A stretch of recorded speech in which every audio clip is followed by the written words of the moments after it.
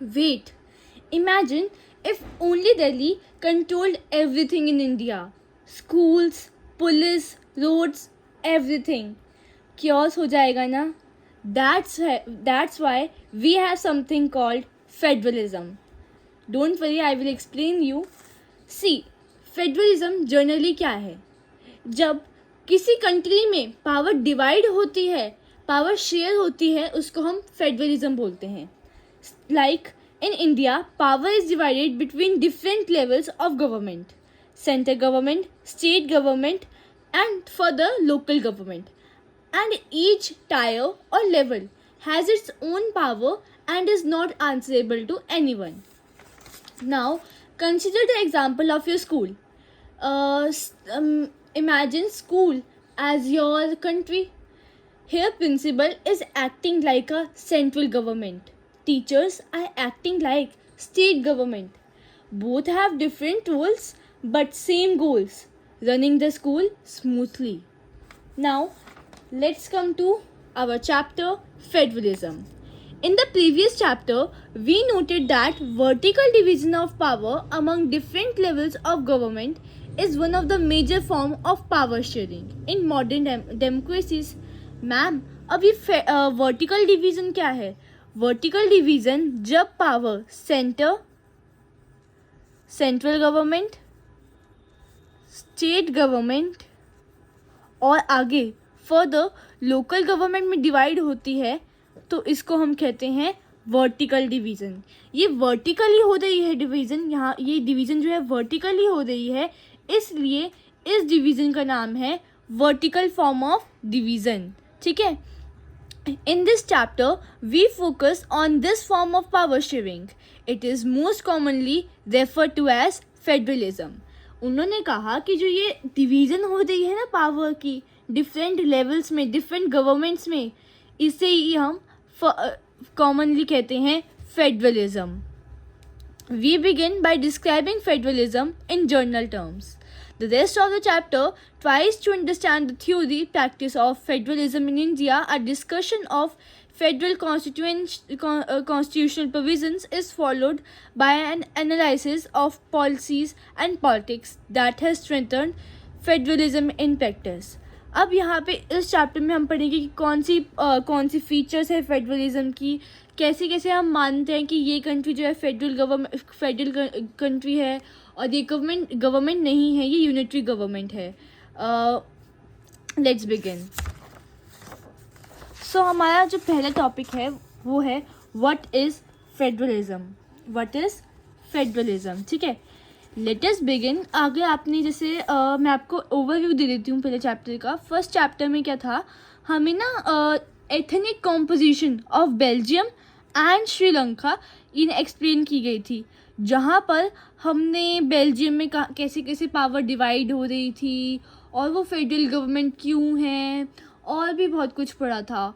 और जहाँ के तक की बात है कि श्रीलंका की, वहाँ पे तमिल लोग रहते हैं, श्रीलंकन रहते हैं, सिन्हालास रहते हैं, बट उन्होंने अब तक अपनी ये उनकी जो रहने के बीच में जो कन्फ्लिक्ट्स होते हैं उनका अब तक उन्होंने सोल्यूशन नहीं निकाला है. अब देखो ये बच्चे क्या कहते हैं, I am confused, what do we call the Indian government, is it federal, is it union, federal और सेंट्रल गवर्नमेंट. हम इस बच्चे को डाउट करने जा रहे हैं इस चैप्टर से पढ़कर. Let us get back to the contrast between Belgium and Sri Lanka that we see in the last chapter. You would recall that one of the key changes made in the constitution of Belgium was reduce the power of central government and to give these power to regional government. Belgium में generally क्या हुआ था कि जैसे Belgium में ना 3 type के लोग रहते थे, Dutch, French and German. Dutch जो थी वो पूरे बेल्जियम में मेजॉरिटी थी, लीडिंग विद 59%, और जो फ्रेंच थी वो थी 40%. कितना हुआ? 99%. जो 1% थे ना वो थे जर्मन. जो इनके बीच में कोई कन्फ्लिक्ट ना हो इसलिए बेल्जियन गवर्नमेंट ने कम्युनिटी गवर्नमेंट बनाई, जो कि रिस्पॉन्सिबल है हमारे रीजनल, कल्चर और एजुकेशनल क्राइटेरियाज को फॉलो करने के लिए। इसके लिए जैसे कोई सपोज करो like take an example of Punjab, let's take an example of Punjab. अब कोई पंजाबी बच्चा नहीं है, वो मुस्लिम है या फिर हिंदू है या फिर नहीं, या फिर वो क्रिश्चियन है, लेट बी क्रिश्चियन, और वो हिंदू स्कूल में एडमिशन लेना चाहता है, तो उसको कोई मना ना कर सके। इसलिए गवर्नमेंट बनाई गई है कि जितने भी लोग रहते हैं, चाहे वो कम रह रहे हों या ज़्यादा रह रहे हों, पावर उनको उतनी ही मिलेगी। और ये पावर उनको कौन दिलाता है? कम्युनिटी गवर्नमेंट इन बेल्जियम, ठीक है। Regional government existed in Belgium even earlier. They have their rules and powers, but all these powers were given to these government and could be withdrawn by the central government. The changes that took in 1993 was the regional government were given constitutional powers that were no longer dependent on central government. जो ये regional government है, that is another name is community government. अब जो community government है, उन्होंने ये सब कुछ बना लिया था। लेट्स रिकैप, एक बार हम रिकैप करते हैं। जो कम्युनिटी गवर्नमेंट है, उसने क्या किया था? कम्युनिटी गवर्नमेंट ने अलग अलग डच, फ्रेंच और जर्मन की गवर्नमेंट बनाई थी, ताकि जो वहाँ के लोग हैं उनको कोई परेशानी ना हो, एजुकेशन के मामले में, कल्चर के मामले में, लैंग्वेज के मामले में उनको कोई दिक्कत ना हो। इसलिए उनके लिए उनके अच्छे के लिए कम्युनिटी गवर्नमेंट बनाई थी। कम्युनिटी गवर्नमेंट इसलिए भी बनाई थी ताकि बेल्जियम में कॉन्फ्लिक्ट्स ना हो कि ये ज़्यादा मेजॉरिटी में, ये मिनॉरिटी में है, ये वो है, तो इससे कॉन्फ्लिक्ट्स ना हो, इसलिए भी कम्युनिटी गवर्नमेंट बनाई थी। उन्होंने ये सोल्यूशन 1993 में दे दिया था, और बेल्जियम जो है वो यूनिटरी गवर्नमेंट से फेडरल गवर्नमेंट में शिफ्ट हो गई थी। मैम, यूनिटरी गवर्नमेंट से फेडरल गवर्नमेंट में कैसे शिफ्ट हुई?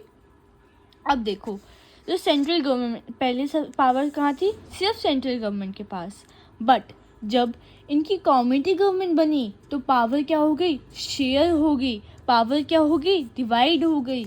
इस वजह से जो यूनिटरी गवर्नमेंट है वो फेडरल गवर्नमेंट में चेंज हो गई, ठीक है।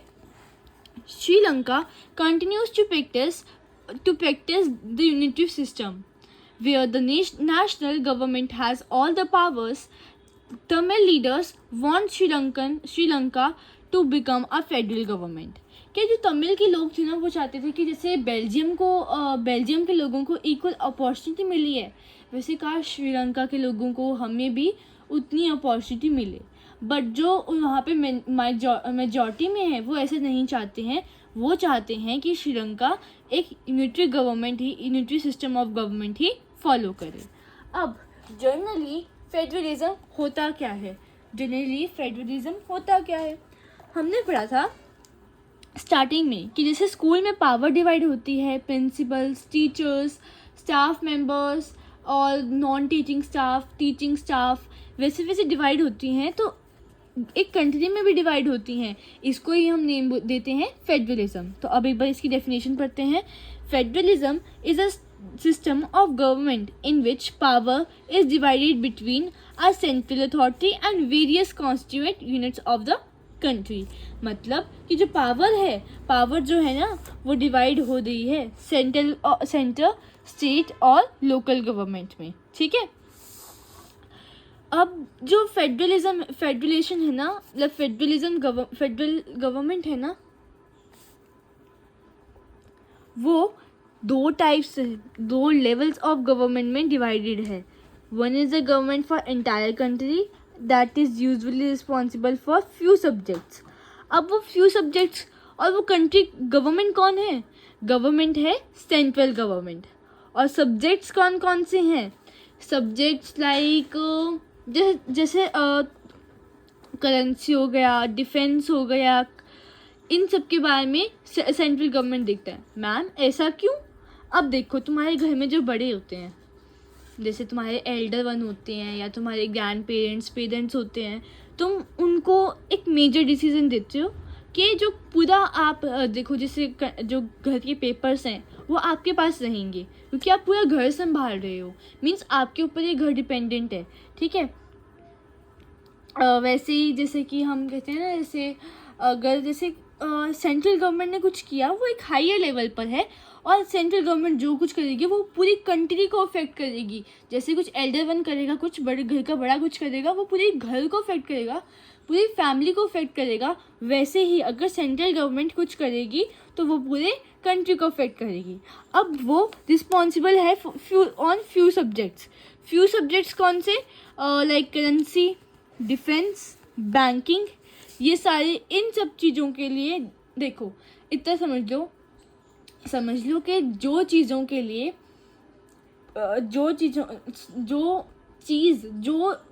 थिंग पूरी कंट्री को इफेक्ट पहुंचा रही है वो सेंट्रल गवर्नमेंट हैंडल करेंगे, और स्टेट गवर्नमेंट क्या हैंडल करेंगे, day to day administration of their own state, ठीक है। The other are the government, that is state government at the levels of state or provinces that look after much of the day-to-day administration of their own state. Both levels of government enjoy their power and are independent of the other. अब central government, state government, local government जैसे municipal party, panchayat, ये सारे local government में आते हैं। अब जो central government है ना वो इसके काम में दखल अंदाजी नहीं करेगी, और जो स्टेट गवर्नमेंट है वो भी इसके काम में दखल अंदाजी नहीं करेगी, ना ये इसके काम में दखल अंदाजी करेगी ना ये करेगी। मीन्स हर किसी को अपने अपने से मतलब है। No one is answerable to any level और any tier, each has its own power, और वो इंडिपेंडेंट है अपनी पावर को लेके। वो किसी पे डिपेंडेंट नहीं है कि अगर मेरे को स्टेट में कोई बिल्डिंग बनानी है तो मेरे को सेंटर से परमिशन ही लेनी पड़ेगी, क्योंकि मेरी फेडरल गवर्नमेंट है, और फेडरल गवर्नमेंट में पावर इंडिपेंडेंट होती है हर लेवल की, ठीक है। अब आगे बढ़ो, समझ आ रहे ना। In this sense federalism are contrasted with unitary government. इसका मतलब है कि मतलब देखो यूनिटरी गवर्नमेंट में क्या होता है, यूनिटरी गवर्नमेंट में सेंटर होता है, बट फेडरल गवर्नमेंट में सेंटर होने के साथ साथ आगे स्टेट भी है और लोकल भी है। मतलब हम ऐसे कह सकते हैं कि जो फेडरल गवर्नमेंट है ना, जो यूनिटरी गवर्नमेंट है ना, is an example of federal government, but federal government is not a type of unitary government, ठीक है। Under unitary government either there is one level of government or the sub units or are subordinated to the central government। वो कह रहे हैं कि unitary government में क्या होता है, या तो सिर्फ एक ही लेवल ऑफ गवर्नमेंट होता है दैट इज सेंटर, बट अगर सेंटर के अलावा भी आगे गवर्नमेंट्स हैं जैसे स्टेट गवर्नमेंट हो गया, तो स्टेट गवर्नमेंट जो होगी ना वो उसको आंसरेबल होगी, वो इसके ऊपर डिपेंडेंट होगी। अगर उसको कोई बिल्डिंग बनानी होगी ना उस पहले इससे पूछना पड़ेगा उसको, वो इंडिपेंडेंट नहीं होगी अपनी पावर को लेके, वो अपनी फ्रीडम अपनी पावर इंजॉय नहीं करेगी, ठीक है। या फिर वहाँ पे डिवीजन ऑफ पावर तो होगा बट आंसरेबल नहीं होगा, तो इसको तब भी हम क्या कहेंगे, यूनिटरी गवर्नमेंट कहेंगे, ठीक है। The central government can pass on order to the provincial or the local government।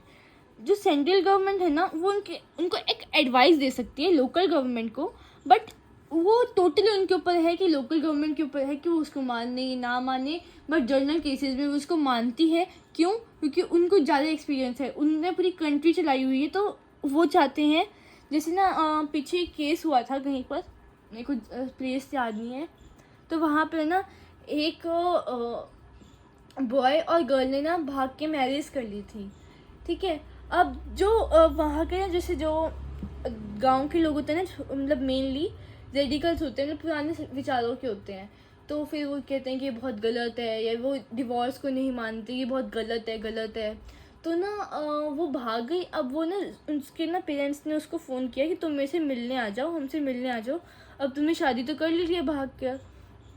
तो जब वो गर्ल मिलने आई ना तो उसकी जो गांव वाले थे ना, उनकी जो इंक्लूडिंग हर पेरेंट्स, उसको उन्होंने वहीं पे शूट कर दिया। इतना वो देखते हैं कि मतलब इतना लोकल गवर्नमेंट में इतना रेडिकलिज्म है कि उनको कुछ भी चीज़ गलत लगती है। जैसे मॉडर्न बनना चाहिए, कंजर्वेटिव्स भी मतलब कंजर्वेटिव्स भी मॉडर्न बनने की कोशिश करते हैं। सॉरी, रेडिकल्स बोल दिया मैंने यहाँ पहले, कंजर्वेटिव्स आएगा वहाँ पर। रेडिकल्स कंजर्वेटिव्स भी रेडिकल्स की तरह थोड़ा सा उभर रहे हैं, मॉडर्निज्म को देख रहे हैं। बट लोकल गवर्नमेंट ने जो ये काम करा था तो सेंट्रल गवर्नमेंट को देखना पड़ गया कि ये क्या कर रहे हैं, क्योंकि अगर यही काम चलता रहा तो आगे इनकी अच्छी डेवलपमेंट नहीं होगी। यही कि मॉडर्न अगर ये नहीं होंगे तो आगे ऐसे ऐसे केसेस होते रहेंगे, जो कि बहुत गलत है। ये ज़्यादा स्ट्रिक्ट है। हम अपनी तरफ से हाँ पनिशमेंट देनी चाहिए, ये गलत काम करा है उस गर्ल ने और उस बॉय ने, बट पनिशमेंट इतनी स्ट्रिक्ट भी ना हो कि किसी की वो डेथ ही कर दे। इसलिए सेंट्रल गवर्नमेंट आजकल उसके ऊपर थोड़ा सा व्यू रख रही है, ओवरव्यू देख रही है उसको। But in a federal government the central government can not order the state government to do something. Means state government के पास अपनी पावर है, लोकल गवर्नमेंट के पास अपनी पावर है, उसको एडवाइस कर सकती है पर ऑर्डर कोई नहीं कर सकती। मैम, पर अगर ये तीनों लेवल्स है, तीनों लेवल ऑफ गवर्नमेंट है, अगर ये अपनी पावर को मिसयूज़ करने लग जाएं तो मिसयूज़ तो कर ही सकते हैं। जब बंदे के पास पावर आ जाती है तो उनके अंदर अहंकार, सो कॉल्ड एरोगेंस आ जाती है, तो फिर ये अपनी पावर को मिसयूज़ क्यों नहीं करते? मिसयूज़ ज़रूर करते हैं, बट जिनकी पावर को जो मिसयूज़ करते हैं वो ज़्यादा देर तक जो जनता है, जो पीपल है, उनसे छुपा नहीं होता, क्योंकि इनके ऊपर नज़र रख रहा है कोर्ट। कौन नज़र रख रहा है? कोर्ट। इसका ध्यान हर किसी के ऊपर है। जब ये लोकल गवर्नमेंट में काम हुआ था ना, तब भी कोर्ट ने सेंट्रल गवर्नमेंट को कहा था कि इसके ऊपर थोड़ा सा व्यू रखो, क्योंकि कोर्ट देख रहा है। सेंट्रल गवर्नमेंट नहीं देख रहा है लोकल गवर्नमेंट को, कोर्ट देख रहा है इन तीनों को कि कुछ अपना मिसयूज ऑफ पावर ना कर देंगे, कुछ गलत काम ना कर बैठे। इतना भी नहीं स्ट्रिक्ट होना, थोड़ा सा मॉडर्न भी बनना है, ठीक है। State government has power of their own for which it is not answerable to the central government. मतलब अगर जैसे कि कोई गवर्नमेंट पूछे, कोई जैसे सेंट्रल गवर्नमेंट है, सेंट्रल गवर्नमेंट अगर स्टेट से पूछती है कि आपने, जैसे सपोज करो हरियाणा है, आपने हरियाणा में ये वाला स्कूल इस जगह पे क्यों बनाया, तो वो उससे नहीं पूछ सकती। अगर वो पूछती है तो वो फेडरल गवर्नमेंट नहीं है, वो क्या है? Unitary form of government. अगर वो कभी नहीं पूछेगी इंडिया में, वो they will never ask, because state government के पास अपनी पावर है, अपने राइट्स हैं, अपनी फ्रीडम है, वो जो चाहे वो कर सकती हैं, बट अपनी लिमिट्स में। मिस यूज़ नहीं कर सकती पावर के, अपनी करेक्ट फॉर्म ऑफ पावर का यूज़ ही करना है, क्योंकि कोर्ट उसको देख रहा है। बट जो काम कर सकती है, मीन्स सेंट्रल गवर्नमेंट कहे कि इस लैंड पे बनाया है क्योंकि मैंने यहाँ पे कुछ करना था, नो, बिकॉज स्टेट गवर्नमेंट को उसकी अपनी स्टेट की डे टू डे एडमिनिस्ट्रेशन को देखना, हमने पढ़ा था ना पहले, डे टू डे एडमिनिस्ट्रेशन को देखना है। तो स्टेट गवर्नमेंट सेंट्रल गवर्नमेंट को आंसरेबल नहीं है। अब मैम एक क्वेश्चन एक और आता है मेरे दिमाग में कि हम कैसे कह सकते हैं, नहीं जैसे सपोज करो आपने कह दिया कि इंडिया फेडरल गवर्नमेंट है। इंडिया क्या, मैं तो कहती हूँ इंडिया, ऑस्ट्रेलिया, कनाडा, यूएसए, ये चारों फेडरल गवर्नमेंट है। और यूनिटरी गवर्नमेंट कौन सी है? इंग्लैंड, जापान, इटली, ये सारी क्या है? यूनिटरी फॉर्म ऑफ गवर्नमेंट, ठीक है। अब फेडरल गवर्नमेंट मैम आपने इनको कैसे कह दिया? आपको क्या पता है फेडरल है कि नहीं है? फेडरल के कुछ निशानियाँ होते हैं, जैसे कहते हैं ना, एक मुहावरा होता है कि बचपन में उनके वो दिख जाते हैं, होनहार विद्वान के जीते चिकने पात, ऐसा कुछ होता है मुहावरा।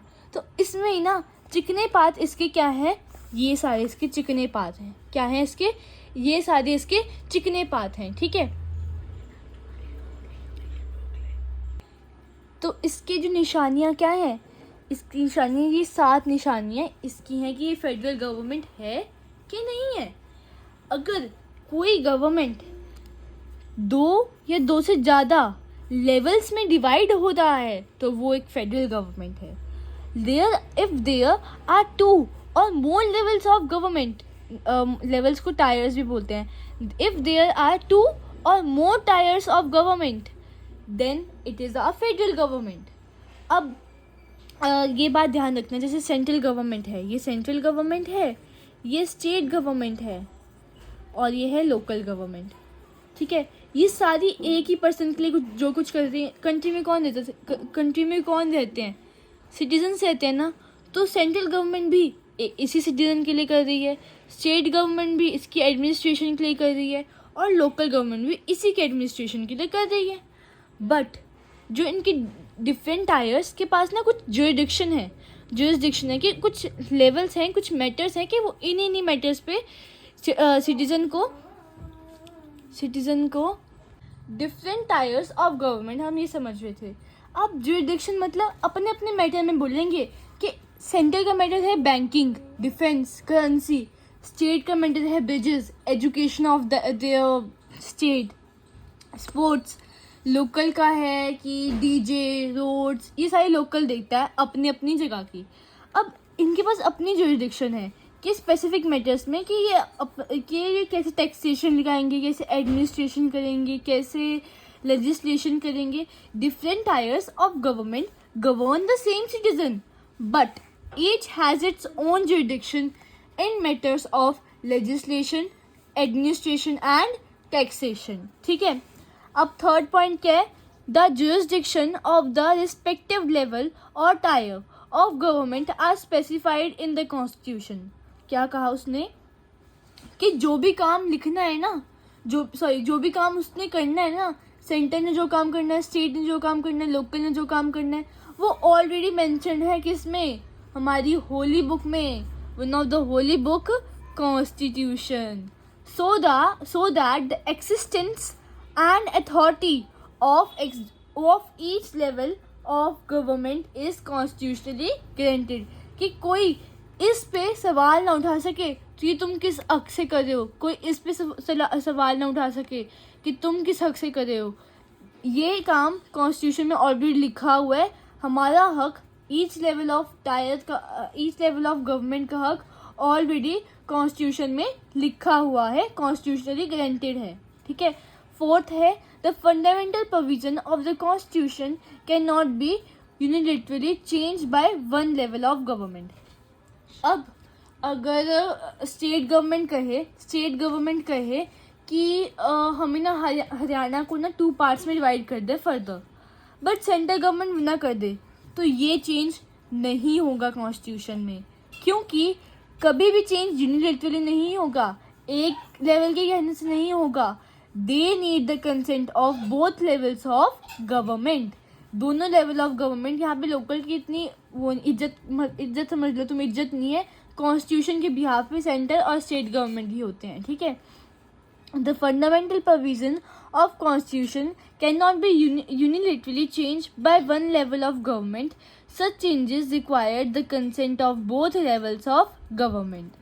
Fifth point क्या है? अब courts have the court. मैंने आपको बताया था ना कोर्ट. यहाँ पे कोर्ट सबको देख रहा है, कोर्ट सब कुछ देख रहा है. जैसे बच्चे शरारतें कर रहे हैं और यहाँ पे टीचर सब कुछ देख रहा है दूर बैठा, वैसे ही कोर्ट भी सब कुछ देख रहा है. कोर्ट के पास इंटरप्रेट मतलब देखने की, झांकने की, चेक करने की. Court has the power to interpret the constitution and the powers of different levels of government. कि कोई अपनी पावर का मिस यूज़ ना कर ले, सारी अपनी पावर को एफिशिएंटली यूज़ करें. हाईएस्ट कोर्ट कौन सा है? Supreme court. The highest court acts as an umpire if the disputes arise between different levels of government. जो सुप्रीम कोर्ट है ना, वो एक्ट करता है एम्पायर की जैसे. कि जब जैसे सपोज करो पाकिस्तान और इंडिया के प्लेयर्स के बीच में लड़ाई होगी तो कौन सुलझाता है, कौन इनको अलग अलग करता है? एम्पायर. वैसे ही जब इन दोनों लेवल्स के बीच में लड़ाई हो जाती है तो कौन एम्पायर के जैसे एक्ट करता है? Supreme court.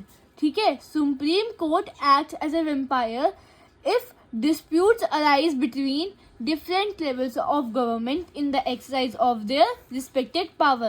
कि पावर के पीछे अगर किसी की लड़ाई हो जाए तो कोर्ट अंपायर जैसे एक्ट करेगा. ठीक है. अब सिक्स्थ है Sources of revenue. Sources of revenue for each level of government are clearly specified to ensure its financial autonomy. कि sources of revenue मतलब देखो तुम ये समझो, ये बताओ मेरे को एक चीज़ बताओ, sources of revenue कैसे? Sources of revenue मतलब पैसा for each level of government are specified to ensure financial autonomy. Sources of revenue मतलब लाइवलीहुड के लिए जो भी पैसे मिलेंगे हर लेवल को, वो ऑलरेडी कॉन्स्टिट्यूशन में स्पेसिफाइड है, ताकि इनमें भी लड़ाई ना हो जाए कि मेरे इतने पैसे बनते हैं, तुम्हारे इतने पैसे बनते हैं. इसलिए कॉन्स्टिट्यूशन में ये ऑलरेडी स्पेसिफाइड है to ensure financial autonomy, financially उनको चेक करने के लिए. 7th, the financial system thus has dual objective. Dual objective मतलब कि उसका एक माइंडसेट है, उसको वो काम करना है, उसका एक ऑब्जेक्टिव है, गोल है टू सेव गार्ड, राइट है to safeguard and promote the unity of country.